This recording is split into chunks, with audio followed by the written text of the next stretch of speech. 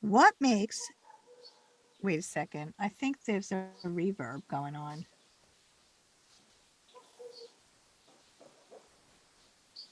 I don't know, I hear something in the background.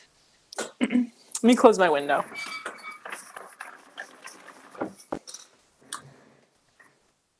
Okay, Better? thank you. Yep. What makes the Chicago Triathlon a unique and challenging race compared to other triathlons around the world? I'm Hillary Topper, and this is Hillary Topper on Air, the Endurance Sports Edition. Today, I have the great pleasure of speaking with Allison Hubert Wilkinson, Senior Marketing Manager at Lifetime Athletic Events. Welcome to the show, Allison. Thanks so much for having me, Hillary. It's great to be here. So, can you tell our listeners a little bit about your background? Yeah, definitely. So I am currently the Senior Marketing Manager for Lifetime Athletic Events in the Chicago market. So we have four Chicago events that Lifetime produces. We have 2 half marathons, the Chicago Triathlon, and then a turkey trot. So I manage all marketing, communications, athlete experience, a little bit of everything for those events. I have always been into sports, and I played basketball through college. I got into running marathons right after college. Done quite a few marathons, half marathons, dabbled in a couple triathlons, but kind of got my start as a personal trainer. And then I worked for another running series where we produced events all over the country. And then I've been with Lifetime for about 3.5 years now.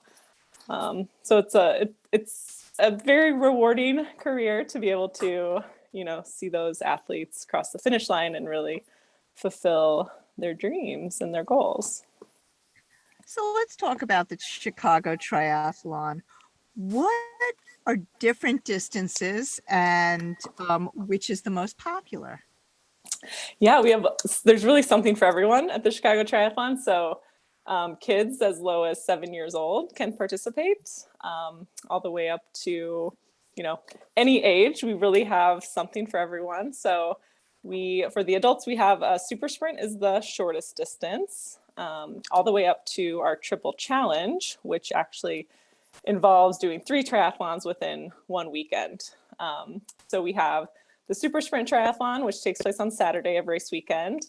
And then on Sunday, we have the sprint distance and the international distance. We have relays available for all of our distances, including the kids' races, super sprint, sprint, international. The triple challenge is ambitious athletes who are looking to do the sprint on Saturday, then they do the super sprint on Saturday, and then they do both the international and the sprint distance on Sunday. So they're doing 3 triathlons. We have even a divvy. If anyone's familiar with the divvy bikes in Chicago, it's the rental bikes. So you don't even need to own a bike to be able to participate. We have a divvy division in our super sprint race. And then, like I said, we have relays. So if, even if someone is maybe into one of the disciplines and has a couple friends, there's really low barrier to entry to get into the Chicago Triathlon. So, talk to us about the different distances of each, the super sprint, the sprint, and the international. Yeah, the super sprint takes place at Foster Beach, which is a little north of downtown Chicago.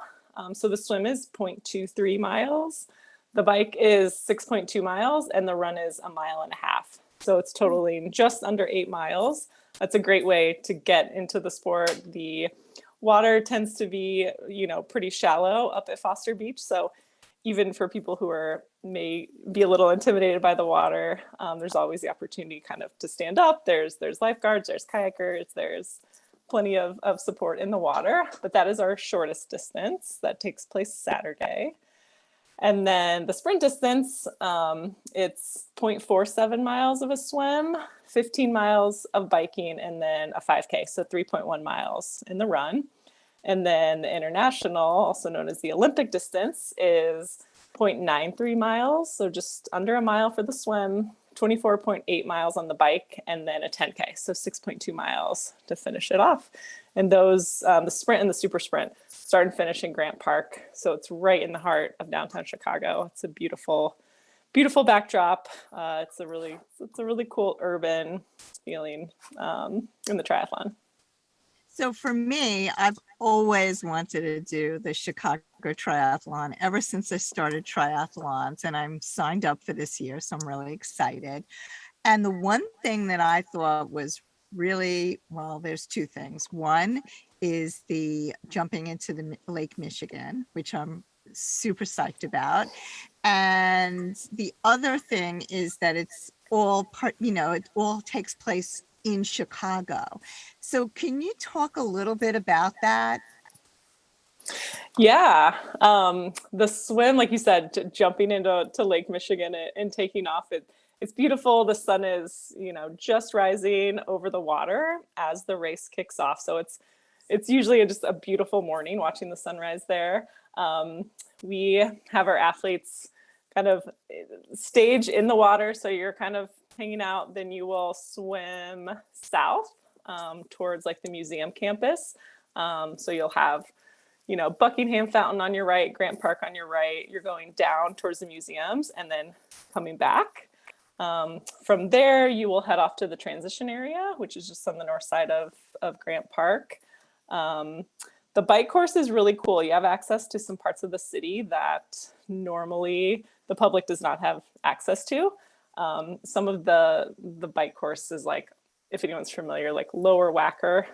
So Chicago has Upper Wacker, Lower Wacker. So you're kind of in the underbelly of the city. I know some of the Batman movies were filmed there, so we like to refer to them as the Bat Caves. But a really cool experience, kind of being in parts of the city that you normally wouldn't get access to. You're right in the heart of downtown. And then the run course along the lake, it's right there. You have views of skyline, the water, hopefully some nice cool breezes coming off the water. But it really is a unique event that it is all takes place in the heart of downtown Chicago. It's one of the largest urban triathlons. So just a really cool experience. You get to see so many unique parts of Chicago. Lots of really great views. So talk to me a little bit about the training strategies for this race. Yeah, kind of depending on your distance, whether you're doing the shorter super sprint or up to the triple challenge. Most training will kick off in May or June, depending on your distance. We definitely recommend, getting out into the open water. A lot of people will train in a pool, but we recommend, and that's totally fine, but just a few times getting out into the water, just getting used to the feel of the water. We do have, if you're local to Chicago, we have open water swim clinics. There will be 4 of them this year leading up to race day. So there's coaches, lifeguards, a social opportunity to kind of meet and mingle with other triathletes, but it's a great way to really start getting a feel for what the open water is like. And then I would recommend, making sure you're combining the 3 disciplines together. A lot of times, like, these days you'll do swim, these days you'll bike, these days you'll do a run. So making sure that you are practicing the 2 or 3 together so your body can get used to those transitions. We have a couple training plans available on our website. So if you are new and looking to get into the sport, we do have some training plans on our website. We also, we usually see quite a few first-time triathletes at this event. So usually 30% of the field are first-timers. So a really big number. It's a great event to like really introduce yourself to the sport. We have a first-timers program. It kicks off in the second week of May. It's a 6-week series, and this is free to participate in if you're a first-timer and you're registered for the event. So all the clinics are virtual. So there'll be 6 sessions kind of taking you through everything you need to know, starting with no knowledge It's a great program to really get into the sport. We have coaches, we have a Facebook group where there's lots of questions or people getting together to go for a swim. A lot of people, make friends and stay friends through the program. So it's a great opportunity to get into if you've never done a triathlon before. Well, now, that's really cool because that's very unusual. No, I never heard of that before. So that's really, really cool about what you've got going. Are there any special requirements to participating in this, or is this just open to everybody?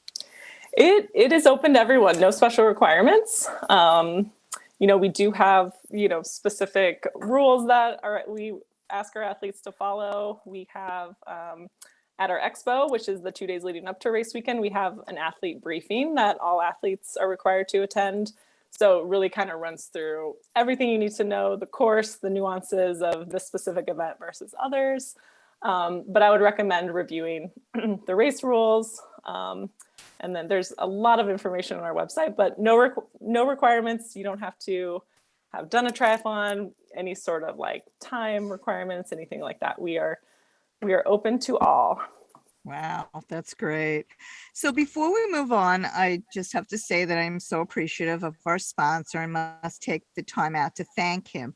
Please support our sponsor and tell them that you heard about them on Hillary Topper on Air. Special thanks to Bold Foot Socks, a family and veteran-owned American-sewn, American-grown sock company. Now back to you, Allison. So we're talking about the Chicago Triathlon. Could you talk a little bit about the course? Are there any challenging portions of the course for the international distance? Oh, good question. The course itself is fairly flat. So nothing really comes to mind of, anything that's really challenging. Yeah, it's a pretty doable flat course. I haven't personally participated before. I've only been working at the event, but from what I hear from triathletes, it's on the spectrum of challenging or easy. It's I would say more on the like flat, fast, easy side. Cool. And how is the Chicago Triathlon timed? And how are the winners determined? So it is timed. Everyone has a chip. So that you will have a timing chip on your ankle for the swim portion. So everything is timed via, everyone has their own personal time. And then winners are calculated by overall fastest. So we have a lot of different waves starting. So let's say, someone's in the first wave. That first person to cross the finish line is not necessarily like the overall winner, let's say, of their age group. So it really kind of depends on the other waves. So we really look at that chip timing of each individual person. Cool. And the temperature of the water, how cold is it? And are wetsuits legal? Yes, it is late August in Chicago. So I would say the water is probably the warmest that it is all year. Wetsuits are legal up to a certain temperature. And in the past, as far back as I can remember, we've never reached that threshold of the temperature being too high where wetsuits are not allowed. That being said, don't quote me on that. We usually, the week of the race, will check the temperature multiple times and keep athletes informed on social media and our website. But wetsuits are allowed, assuming the temperature is below that threshold. I want to say it's 70. I'll have to look it up. I want to say it's 78.1. But we'll definitely keep athletes informed of that. I know a lot of people, some people choose not to wear a wetsuit. Some people will wear like the short suit. Some people will wear a full wetsuit. It's really up to that person's comfort level. Right. And could you talk about some of the notable past winners of the Chicago Triathlon? Ooh, good question. Um, we in the last couple of years haven't had a big like professional. It's not a big professional race, really. The Chicago event. We've really focused on inclusivity and making it open for everyone. So there hasn't really been a big focus on the professional triathletes at this event. So usually, we'll have a local gentleman from Indiana has won the last couple years in a row. Mm, But not a whole lot of like real like big professional triathlete names. I would say we're a little more focused on like the everyday athlete. I love that. That's awesome. And what about volunteer opportunities? Do you have any?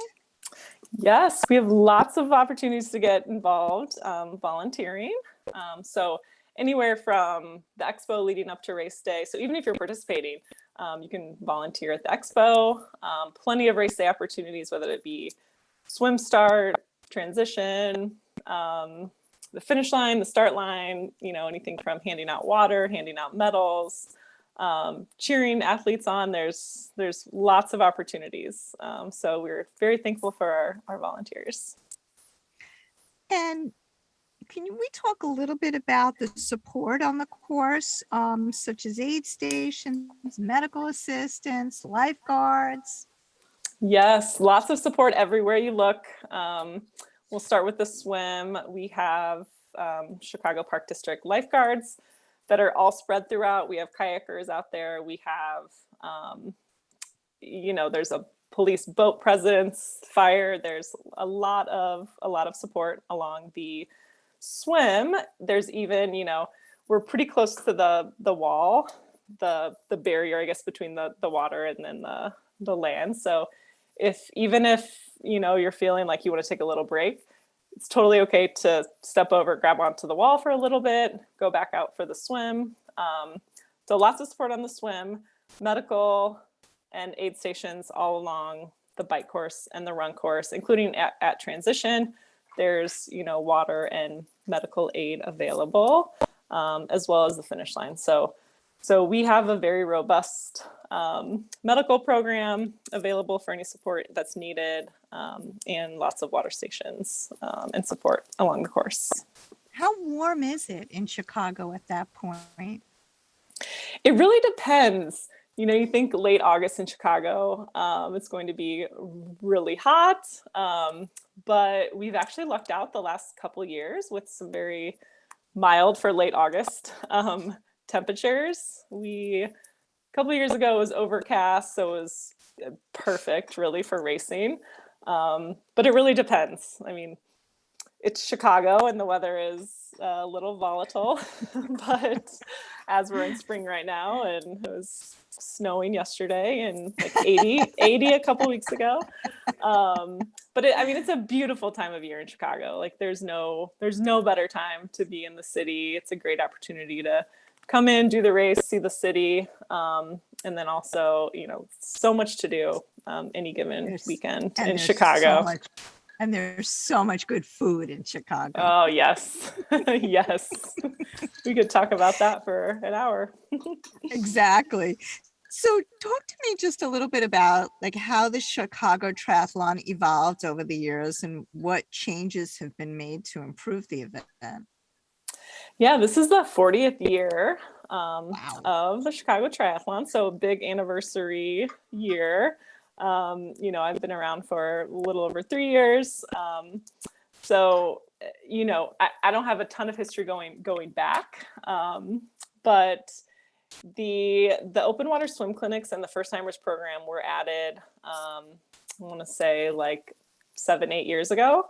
So adding those two features like really helped boost the event and really helped us like get a wide range of people coming into the Chicago Triathlon.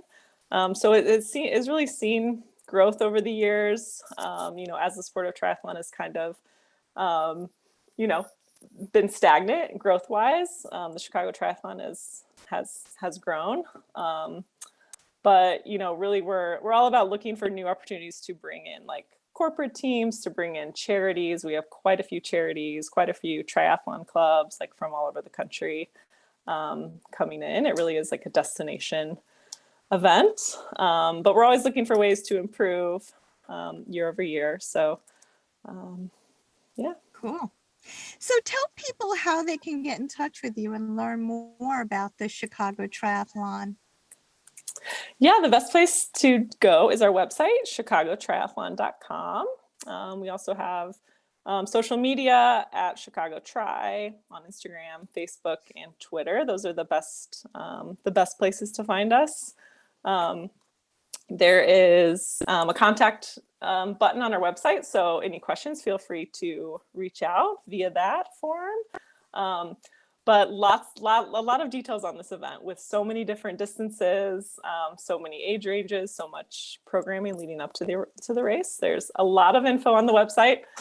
So anything you're looking for should be on there. And if there's another question or something you're not seeing, feel free to send us an email. Awesome. Well, thank you so much, Allison, for being on the show. I also want to thank our sponsor once more, Boldfoot Socks, a family and veteran-owned American-sewn, American-grown sock company. For more information, visit boldfoot.com. I'd also like to thank you, our listeners, for tuning in. If you want more information on this show or any other show, visit us at hillarytopper.com, or you can find us on Spotify, iTunes, Google Play, Apple Podcasts, even Amazon Alexa. Have a great week, and we'll see you next time.